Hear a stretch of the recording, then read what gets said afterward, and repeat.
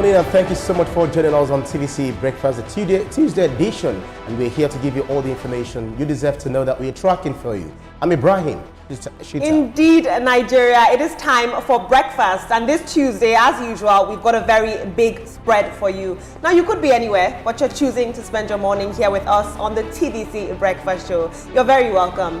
I'm Olamide Odekunle. And good morning, Nigeria. What a very beautiful day to bring you all the updates happening in our very beloved country, Nigeria. There is a lot to talk about on the show this morning, and we're definitely serving to you right here on this table. I am Ria Abdul. Welcome to our show. Good morning, Nigeria. Here at TVC, get a cup of coffee, listen to informed and insightful analysis. My name is Biodu Shomi. Of course, Mr. Biodu, that cup of coffee is very vital. Very important. Why is it that you guys are always doing white on the other side? Oh, and yeah. Blue kind No, of because me and Mr. Biodu, we love white. Everybody knows that. It's not the first time this is No, happening. but you know, white is my color. The line has been drawn. No, it can never be drawn. It can never be drawn. But looking very sharp as always. We always look good on this table. That's we do our best. We present the news in style, and that's because our audience are very important to us. Right. We do not joke with them. But yes, good morning once again to each and every one of you, lady and gentlemen.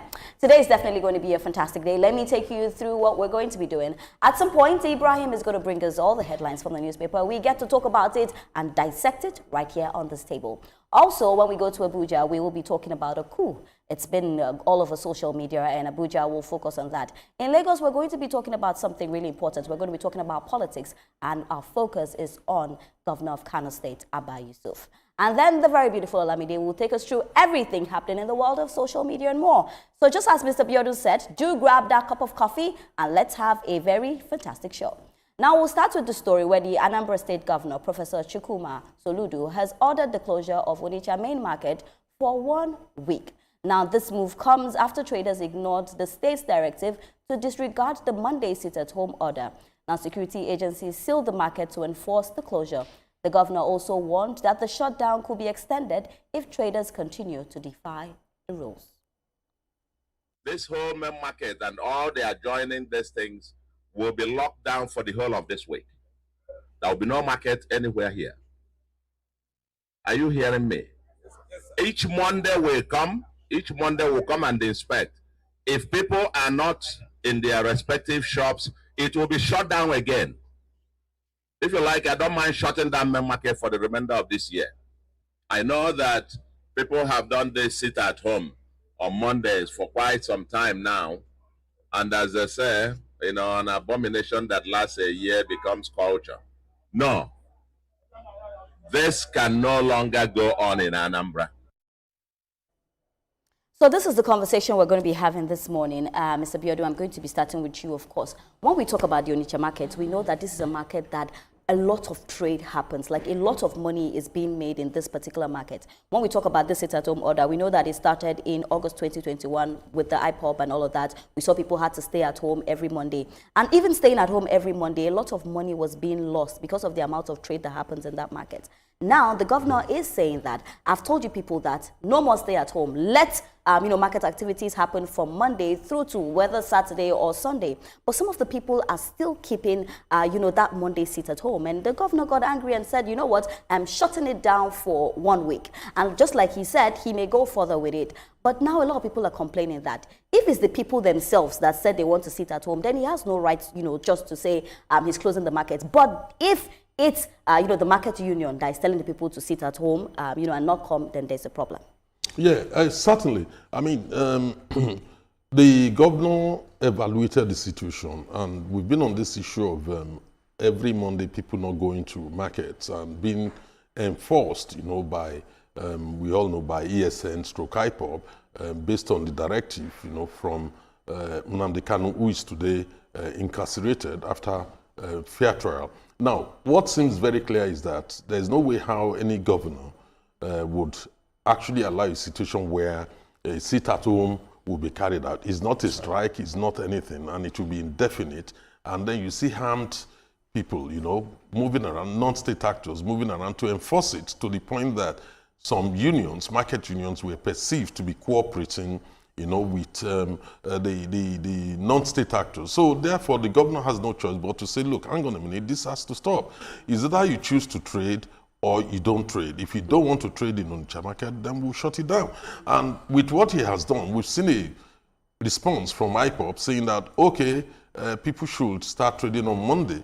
My powerful issued the statement yesterday in response to the governor, because they know quite clearly that the stance taken by Soludo means that they will lose their markets, they will lose a lot of money. So in response to individual needs, so they decided to put pressure. The same market union actually prevailed on the leadership of IPOB, the existing leadership. So we've seen that being reflected through the statement issued yesterday. So Soludo has done very well.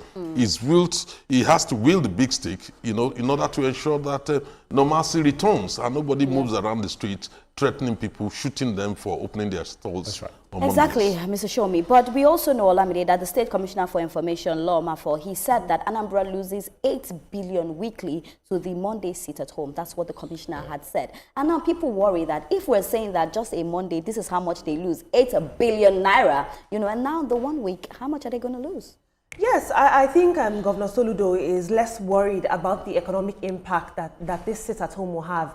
And he's more focused on the message, symbolically, of the Monday sit-at-home order. Now, where did this Monday sit-at-home order originate from? It originated in 2021 when proscribed members of the IPOB movement or IPOB movement, sort of protested the detention of their leader, Nnamdi Kanu. And even though the government has abolished the sit-at-home order, people are still following this sit-at-home order out of fear, out of loyalty to the movement. So the governor is essentially saying, like you said, Mr. Shomi, we are not going to allow non-state actors determine how we run our trade and determine things like this. It starts from a Monday sit-at-home order by IPOB, and it can end in a lot of catastrophe, because you're essentially saying that the people who are running IPOB are more important than state directives, and that is not so. Now, they do lose billions of revenue. They're going to lose billions of revenue, but they have to decide what is more important to them.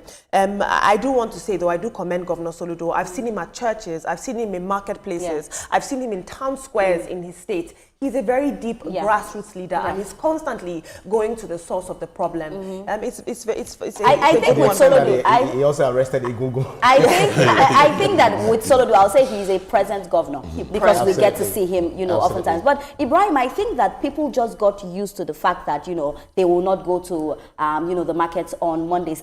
Even though that IPOP, that thing happened, but I think people now got like a discal and just used to it. And I feel like the governor making the statement is a bold statement to say that, let us begin market activities. Why are we saying that Monday we're not going to the market? As long as there can be safety and tranquility, people can go to the market and trade safely. Why saying that don't go to the market on Monday? I think it may be out of place to actually blame the people, for not going to the market on Mondays, because we know that over the years, since 2021, there have been people killed for showing up at the marketplaces, and it's not only marketplaces. Schools were also affected.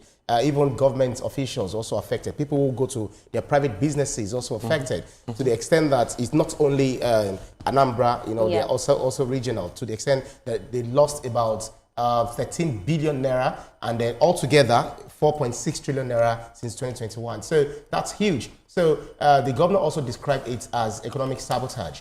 One thing is, when you ask people to come to show up at work on, to the marketplaces on Mondays, one thing, you have to provide security.